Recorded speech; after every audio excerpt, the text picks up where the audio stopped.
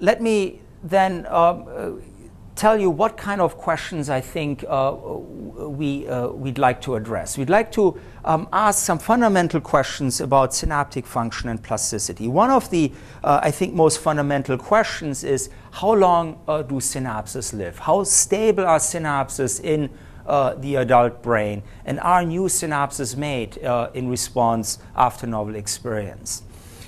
This is, of course, fundamental to understanding of adaptive changes in neural networks. Are changes in neural networks associated with rewiring of the neural network? So are these changes really limited to functional changes at existing synapses? Then another set of questions that I'd like to address is how local are synaptic transmission and synaptic plasticity?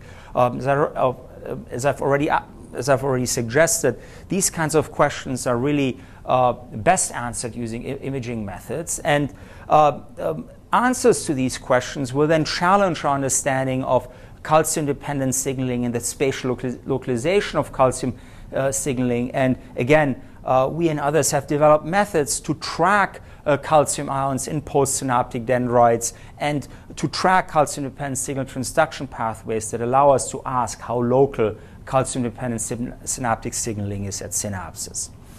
So these seem like fundamental questions, and why haven't they been addressed previously? Well, there are some experimental challenges. First of all, synapses are tiny. They're only about half a micrometer or so. And here I've outlined a couple of synapses, a presynaptic terminal and a dendritic spine here with the thin spine neck connecting it to the parent dendrite. These are only about half a micrometer.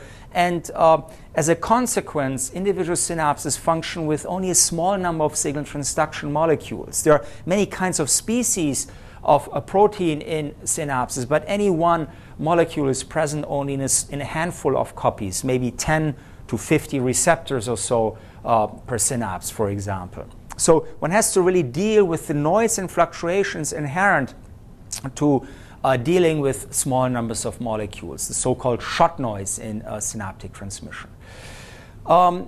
In addition, synaptic biology plays itself out over a wide range of timescales. We have to, when we're in the savannah and we see a line, we have to very rapidly decide to run away from the line. This kind of process, recognition of the line and deciding and running away from the line, takes up many steps of synaptic transmission. It has to occur rapidly. Therefore, synaptic transmission has to be rapid and really occurs over millisecond timescales. On the other hand, we have memories that last most of our lifetime. So synaptic biology really plays itself out over milliseconds up to years.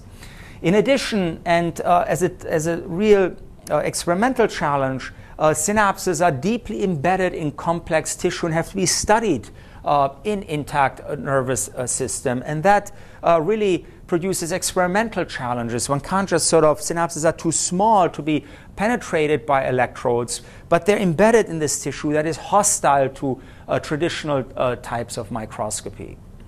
And so and optical methods are very nicely amenable to synaptic biology in the sense that the resolution limit of microscopy is well matched to the size of synapses, but scattering produced by complex nervous tissue, scattering is the process by which light is bent in quasi-random ways when it impinges into complex tissue like the skin or like the brain, really makes ordinary sort of wide field fluorescence microscopy methods difficult to apply to intact tissues.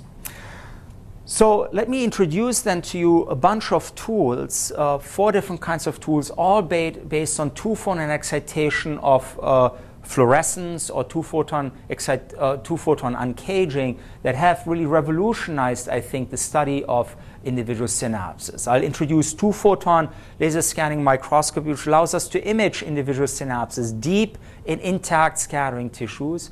I'll introduce calcium images, which allows us to image synaptic transmission, the activation of synaptic glutamate receptors at the level of individual synapses, and to also measure the calcium signals produced by NMDA receptors at the level of individual synapses.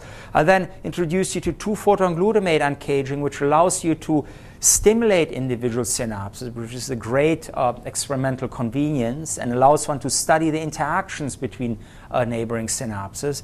And then a technique called fluorescence lifetime imaging, which allows one to track protein-protein interactions within individual synapses. Essentially allows one to do quantitative biochemistry at the level of tiny neuronal microcompartments.